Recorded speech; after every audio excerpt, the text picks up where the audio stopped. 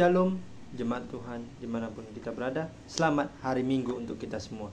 Bagaimana kabar saudara terkasih di dalam nama Tuhan kita Yesus Kristus? Apakah di minggu ini masih di dalam tangan pengasihan Tuhan? Atau Anda atau kita masih yang dikatakan adalah lepas dari tangan kasih Tuhan? Tetapi saya percaya, kita sebagai manusia yang percaya kepada Tuhan, yang mengandalkan Tuhan, saya berharap bahwasanya kita tetap masih di dalam tangan kasih Tuhan saja. Pemberitaan firman Tuhan kita pada hari Minggu ini terambil dari Lukas yang ke-26, Lukas 6 ayat yang ke-27 sampai dengan 36. Sekali lagi, Lukas 6 ayat yang ke-27 sampai dengan 36.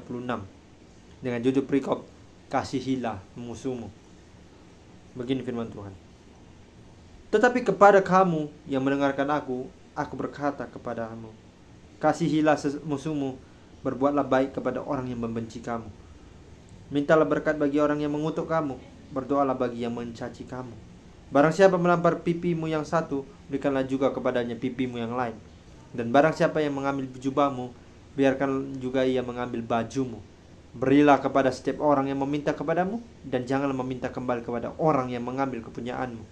Dan sebagaimana kamu kehendaki supaya orang berbuat kepadamu, perbuatlah juga demikian kepada mereka. Dan jikalau kamu mengasihi orang yang mengasihi kamu, apakah jasamu? Karena orang-orang berdosa pun mengasihi juga orang-orang yang mengasihi mereka. Sebab jikalau kamu berbuat baik kepada orang yang berbuat baik kepada kamu, apakah jasamu? Orang-orang berdosa pun berbuat demikian. Dan jikalau kamu meminjamkan sesuatu kepada orang, karena kamu berharap akan menerima sesuatu daripadanya, apakah jasamu? Orang-orang berdosa pun meminjamkan kepada orang-orang berdosa, supaya mereka menerima kembali sama banyak. Tetapi kamu, kasihilah sesama musuhmu dan berbuatlah baik kepada mereka, dan pinjamkan dengan tidak mengharapkan balasan. Maka upahmu akan besar dan kamu akan menjadi anak-anak Allah yang maha tinggi. Sebab ia baik terhadap orang-orang yang tidak tahu berterima kasih dan terhadap orang-orang jahat. Hendaklah kamu murah hati sama seperti Bapamu adalah murah hati. Sejauh ini pemberitaan firman Tuhan, berbahagialah orang yang mau melaksanakan, mempraktekkan dan mendengarkan firman ini dalam kehidupannya sehari-hari. Sekali lagi, haleluya. Sekali lagi saya menyapa kepada kita semua, shalom dan selamat hari Minggu untuk kita semua. Bapak Ibu Saudara yang terkasih dalam Tuhan kita Yesus Kristus, tema yang bisa saya angkat dalam pemberitaan firman Tuhan kita pada hari Minggu ini adalah keinginan rohani atau keinginan duniawi. Sekali lagi, keinginan rohani atau keinginan duniawi. Sesuai dengan judul perikop kita pada hari Minggu ini, Bapak Ibu, berbicara tentang kasihilah sesamamu atau kasihilah musuhmu. Apa hubungannya dengan tema yang harus kita bahas kali ini, yaitu tentang yang namanya adalah keinginan surgawi atau keinginan duniawi. Nah, hubungannya itu bisa kita lihat begini, Bapak Ibu. Kita sebagai manusia, kalau kita mempunyai sebuah orang yang mempunyai kepada dia kita punya dendam, apakah itu disebut sebagai mengasihi musuh? Apakah itu disebut sebagai keinginan rohani? Tentu saja tidak. Karena melalui yang namanya jelas atau yang dikiranya adalah kalau kita melakukan seperti itu bukan namanya memenuhi keinginan rohani, itu malah keinginan duniawi. Karena demikian begini, orang yang berbuat jahat kepada diri kita dan kita malah balas dendam kepada dia, itu adalah orang-orang yang mengikuti hal duniawi. Apakah itu sesungguhnya adalah yang mencerminkan keinginan rohani? Tentu saja tidak. Karena melalui firman Tuhan ini kita berbicara tentang mengasihi sesamamu atau mengasihi musuhmu. Kalau kita mengasihi musuh kita itu yang kita bilang adalah sebagai orang yang pernah mencelakai kita, orang yang pernah mencobai kita, pernah mengerjai kita, membuli dan segala macamnya, dan kita berikan kepadanya adalah balasan yang baik. Itu adalah keinginan yang rohani. Bagaimana kebutuhan rohani kita itu dipenuhi dengan cara mengasihi musuh yang telah mengapakan kita.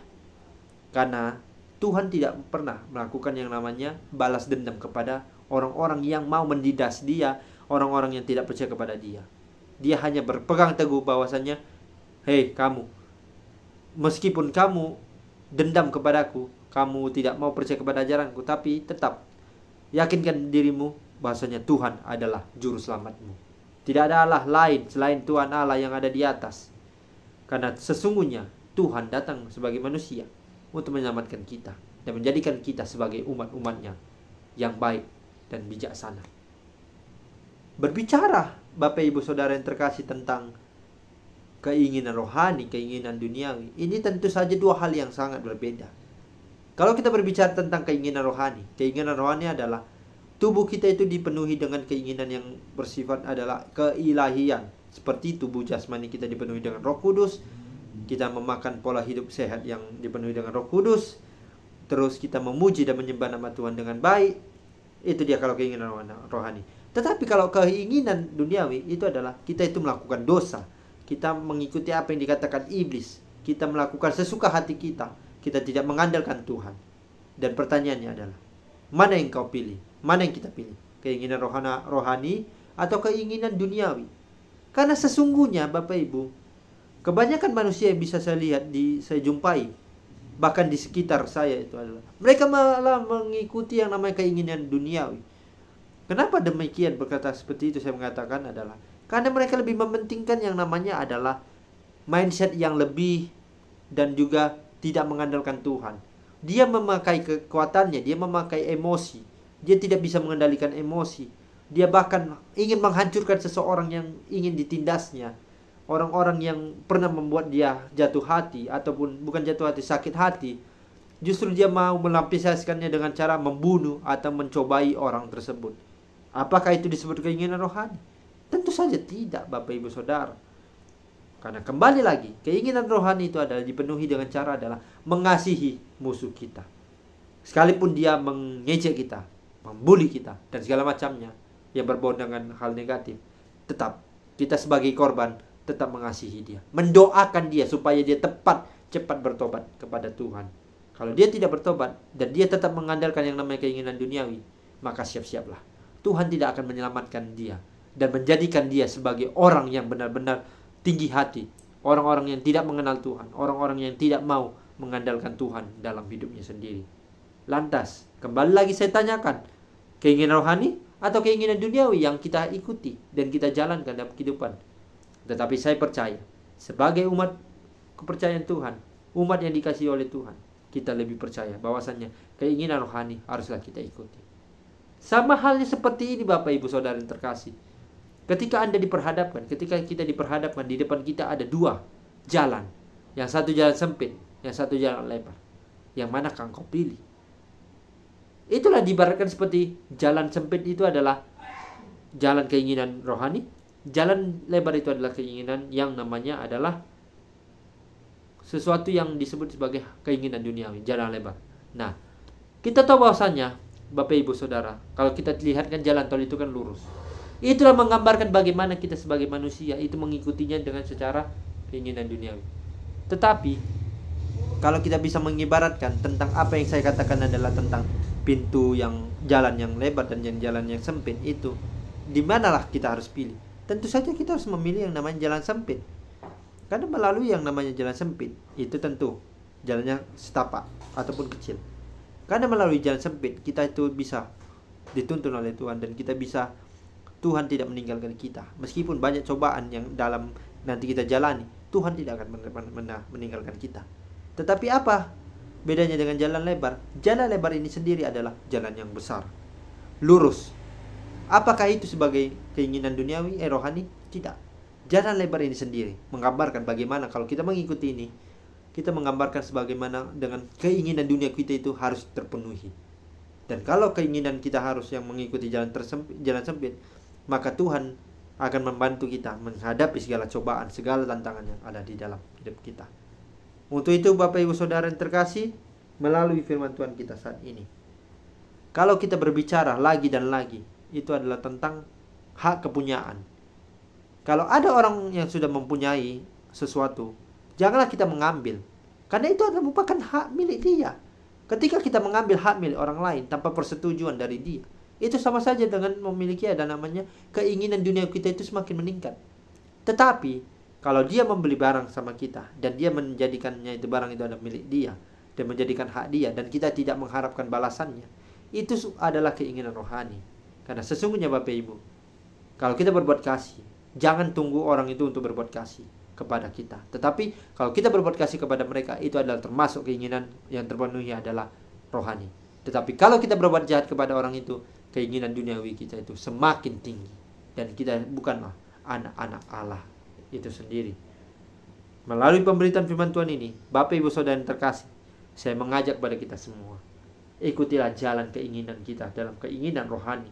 Janganlah kita mengikuti jalan keinginan duniawi. Kalau engkau mau sesat, ikuti jalan duniawi. Kalau engkau mau selamat, ikuti jalan keinginan yang namanya rohani.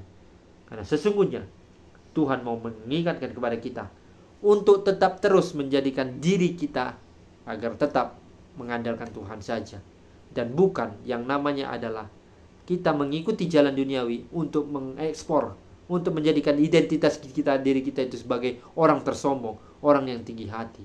Melainkan identitas kita, diri kita, ikutilah jalan yang baik. Tuhan tidak akan meninggalkan. Ketika kita diperhadapkan persoalan, ketika kita diperhadapkan dengan tantangan, jangan lupa, libatkan Tuhan, maka Tuhan akan membantu kita. Segala pekerjaan, segala apapun yang kita kerjakan, itu semua kalau kita kerjakan dan kita aminkan melalui penyertaan kasih Tuhan, Tuhan akan memberkati kita dan menemani kita, serta membantu kita, menolong kita dalam memenuhi keinginan rohani kita. Kita bernyanyi, kita menyembah Tuhan, itu adalah keinginan rohani. Kalau kita berbuat jahat, kita berbuat dosa, itu adalah keinginan duniawi. Demikianlah pemberitaan firman Tuhan pada saat ini, hari Minggu ini. Semoga firman Tuhan ini bisa bermakna kepada kita semua. Dan marilah kita sebagai anak-anak Tuhan, penuhilah tubuh jasmani kita dengan keinginan rohani, bukan keinginan duniawi. Amin. Tuhan Yesus memberkati.